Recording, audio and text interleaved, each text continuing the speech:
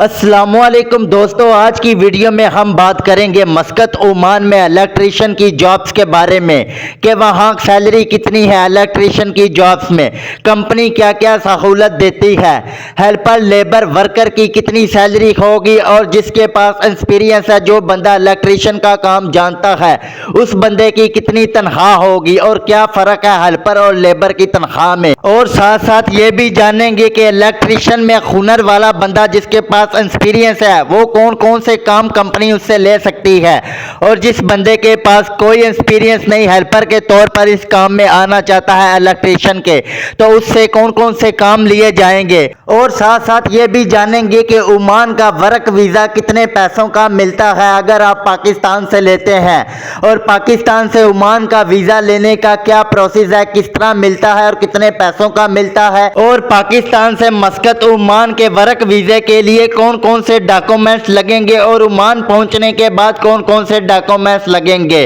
और मैं आपको एक बात बता दूं, ओमान में इलेक्ट्रीशियन के काम की बहुत ज़्यादा डिमांड है। चलिए आज की इस वीडियो में आपको मुकम्मल इंफॉर्मेशन देता हूं इलेक्ट्रीशियन के काम की। चलिए फिर बगैर देर किए आज की अपनी वीडियो का टॉपिक शुरू करते हैं। इलेक्ट्रीशियन की जॉब्स ओमान में। दोस्तों, ओमान में इलेक्ट्रीशियन का काम बहुत आम है। ज़्यादातर तमारती कंस्ट्रक्शन कंपनियों, बिल्डिंग मेंटेनेंस और फैक्ट्रीज में इलेक्ट्रीशियन की ज़रूरत रहती है। इलेक्ट्रीशियन जॉब्स के लिए ज़रूरी शर्त रिक्वायरमेंट क्वालिफिकेशन कम से कम मैट्रिक या हाई स्कूल पास होना ज़रूरी है।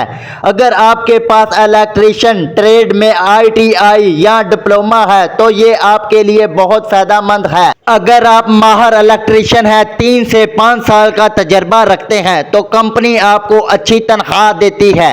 अगर आप हेल्पर या सीखने वाले अनस्किल हैं तो जॉब मिल जाती है, मगर सैलरी थोड़ी कम होती है। टेक्निकल महारत आपको काम आना चाहिए। घरेलू और industrial wiring, distribution board connection, breakers और फ्यूज लगाना, इलेक्ट्रिकल पैनल का काम, लाइट फिटिंग और power installation, safety rules, earthing load calculation वगैरह, इलेक्ट्रिकल टूल्स का इस्तेमाल, सर्टिफिकेट और हिफाजती तरबियत, सेफ्टी ट्रेनिंग सर्टिफिकेट होना बेहतर है। ट्रेड टेस्ट सर्टिफिकेट या तजर्बे का सर्टिफिकेट कंपनी को दिखाया जाता है। लैंग्वेज स्किल, थोड़ी बहुत इंग्लिश समझना और बोलना ज़रूरी है ताकि सेफ्टी हदायत या सुपरवाइज़र की बात समझ सकें। अब बात करते हैं वर्क वीज़ा के लिए पाकिस्तान से कौन कौन से डॉक्यूमेंट्स चाहिए होंगे और बनवाने पड़ेंगे आपको।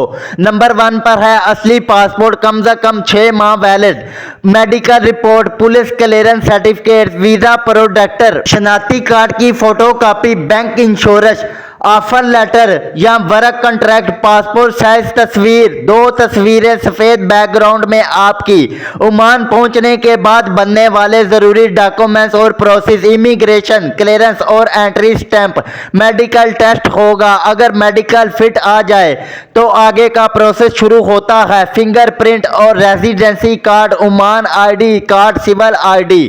मेडिकल के बाद आपका फिंगरप्रिंट बायोमेट्रिक लिया जाता है। फिर आपको रेजिडेंसी कार्ड, जिसे पटाका या ID कार्ड कहा जाता है, मिलता है।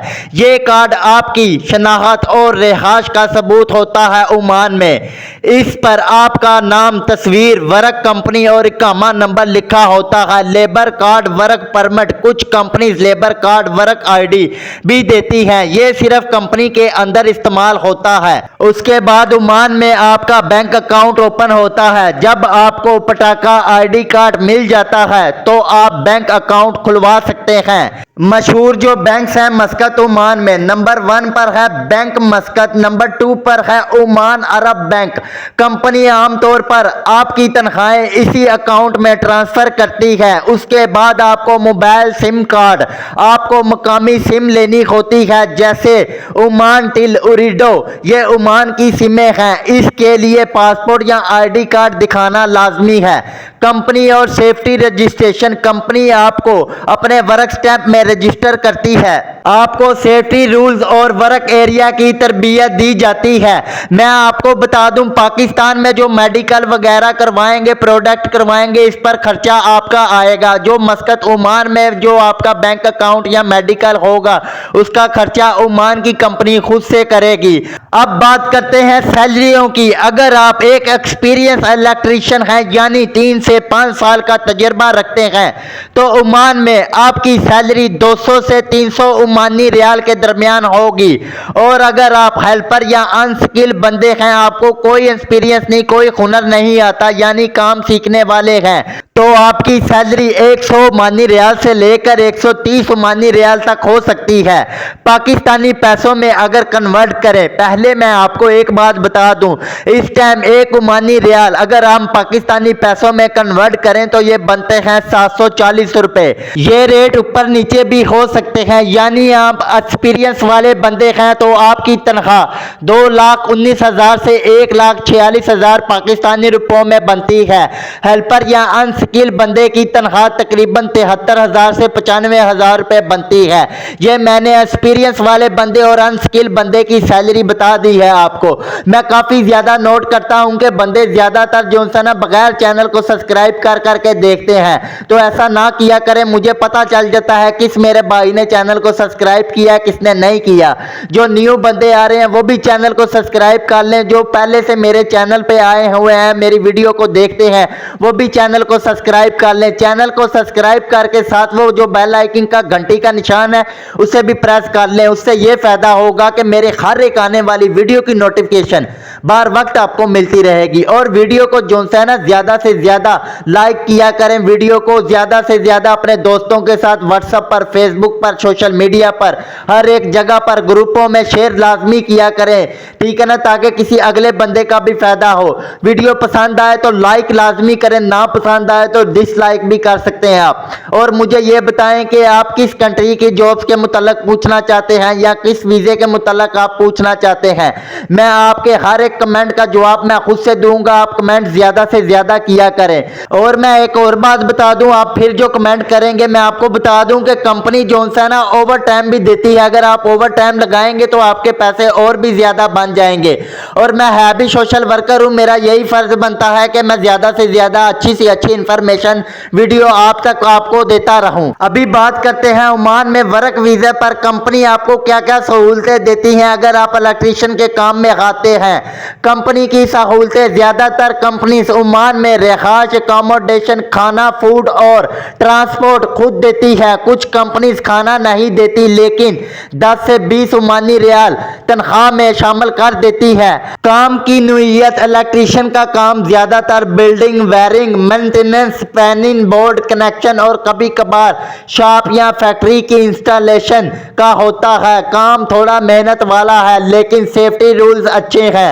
Helmet, gloves, safety shoes company देती है। डिमांड, ओमान में इलेक्ट्रीशियन की डिमांड अच्छी है, खास तौर पर मस्कत, सलाला और सूर जैसे शहरों में। जितना अच्छा आपके पास हुनर या तजर्बा होगा, इतनी अच्छी कंपनी और तनख्वाह आपको मिल सकती है। अभी बात करते हैं ओमान के लिए वर्क वीज़ा अच्छा है या आज़ाद वीज़ा अच्छा है इलेक्ट्रीशियन के काम में आने के लिए।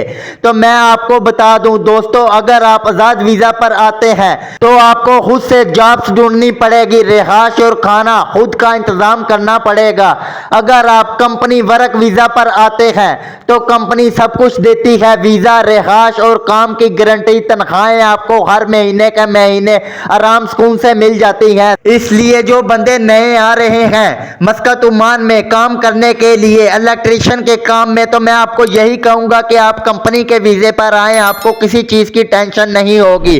काफ़ी ज़्यादा बंदे ये वीडियो देखकर कमेंट करेंगे कि भाई अभी तो वीज़े बंद है, तो वीज़े खुले हैं। मेरे भाइयों, मैं गलत इन्फॉर्मेशन कभी नहीं देता, मुझे कोई आपसे कोई लालच नहीं या मुझे कोई पैसे नहीं मिलने जो मैं झूठ बोलूं। आखिर में अगर आपके पास इलेक्ट्रीशियन का अच्छा तजर्बा है, थोड़ा सा अंग्रेजी बोलना आता है और आप मेहनती हैं, तो ओमान में इलेक्ट्रीशियन का मुस्तकबिल बहुत अच्छा है। बस अच्छी कंपनी के जरिए आएँ और किसी एजेंट से वीज़ा लेने से पहले मुकम्मल तस्दीक ज़रूर करें। अभी मैं आपको ये बता दूं कि ये वर्क वीज़ा आपको कितने पैसों का मिलेगा और किस तरह मिलेगा। दो ऑप्शन है, या तो आप पाकिस्तान में किसी एजेंट के ज़रिए वीज़ा ये ले सकते हैं। दूसरे नंबर पर अगर आपका कोई मस्कत ओमान में यार दोस्त या कोई रिश्तेदार रिलेटिव रहता है, उससे कह कर भी ये वीज़ा आप ले सकते हैं वर्क, ठीक है ना। इस वीज़े की प्राइस जो सा वर्क वीज़ा है ना ओमान का, इसकी प्राइस है तकरीबन 4 लाख रुपए पाकिस्तानी। कोई 4 लाख का दे रहा है, कोई 4.5 लाख का दे रहा है, कोई 3 लाख का दे रहा है। ये उस पर डिपेंड करता है जो बंदा आपको वीज़ा दे रहा है। बाकी वर्क वीज़े की प्राइस इतनी है, 3 से 4 लाख से लेकर 4.5 लाख रुपए के बीच में। अगर कोई आपको ये वर्क वीज़ा देता है ओमान का तो आप ले लीजिएगा। अगर कोई 5 लाख 6 लाख 7 लाख का देता है फिर ना लीजिएगा, ये वीज़ा इतना महंगा नहीं है, ठीक है। फिर इस वीडियो में मैंने आपको A to Z जो सा ना बताया, इलेक्ट्रीशियन के काम के मुताल्लिक, इलेक्ट्रीशियन के सैलरी के मुताल्लिक, एक्सपीरियंस वाले बंदे की कितनी सैलरी होगी, अनस्किल बंदा जिसके पास कोई एक्सपीरियंस नहीं उसकी सैलरी कितनी होगी मस्कत ओमान में। और ड्यूटी टाइम मैं आपको जाते जाते बता दूं, ड्यूटी टाइम जो सा है ना 8 घंटे होगा और छुट्टी आपको एक ही मिलेगी। तो 1 से आधा घंटा जो सा ना आपको काम के दौरान रेस्ट का भी मिलेगा। तो मैंने आपको वर्क वीज़े की प्राइस भी बताई है और वर्क वीज़ा किस तरह पाकिस्तान से लेना है वो भी तरीका बताया।